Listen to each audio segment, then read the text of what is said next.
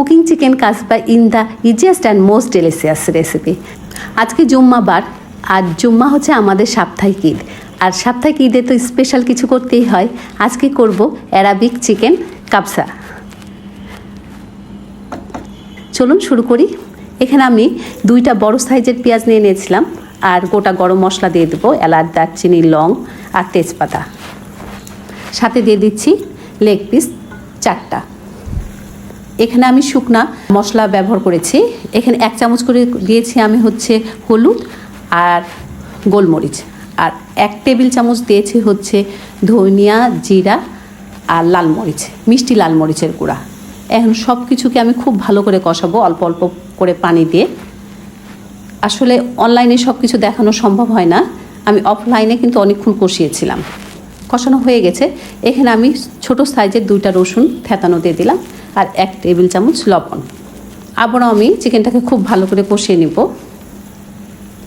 মশলা যত কষাবেন চিকেনটা ততই মজা হয়ে যায়। এখন আমি দিয়ে দেব টমেটো কেচাপ।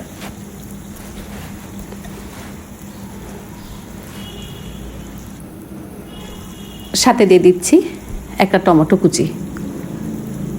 সব কিছু দেওয়ার পরও আমি কিন্তু অনেকক্ষণ কষিয়েছিলাম অল্প অল্প পানি দিয়ে।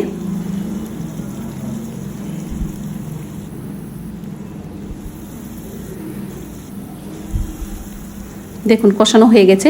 এখানে আমি 1 মগ গরম পানি ব্যবহার করেছি। কখনোই রান্নার মধ্যে ঠান্ডা পানি দিবেন না, গরম পানি দিবেন। ওই পানিটা শুকিয়ে গেছিলো, আমি আবারও 1 মগ পানি দিয়ে দিলাম। পানিটা দেওয়ার কারণ হচ্ছে চালটা দিব। পানিটা যখন ফুটে আসছিল তখন আমি চালটা দিয়ে দিচ্ছি। এখানে আমি চিনি গুঁড়া চাল 3 পট ইউজ করেছি।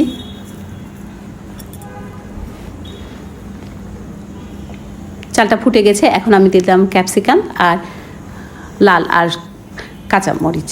এখন ঢেকে দিচ্ছি। সাধারণত কাবসাতে ড্রাই লেবু ইউজ করে, আমার কাছে ক্যাপসিকাম ছিল, আমি দিয়েছি। এখন আমি নেড়ে চেড়ে দিচ্ছি। আপনারা বাসমতি চাল ইউজ করলে সবসময় আধা ঘন্টা আগে ভিজিয়ে রাখবেন, তাহলে চালটা বড় বড় হয়ে যায়, ভাঙেও না। আমি যে কোনো পোলাও করার জন্য চিনি গুঁড়ো চালকে আমি আধা ঘন্টা ভিজিয়ে রাখি। এখন আমি তাওয়ার মধ্যে পোলাওটা দিয়ে দেব। দেখুন হয়ে গিয়েছে। কতটা মজাদার অ্যারাবিক কাবসা রেসিপি। ব্যাস হয়ে গেল। আপনার সাপ্তাহিক ঈদকে স্পেশাল করার জন্য এই ডিশটা একবার করে খেয়ে দেখতে পারবেন। এটা সাধারণ টেস্টের বাইরে অন্যরকম একটা রেসিপি।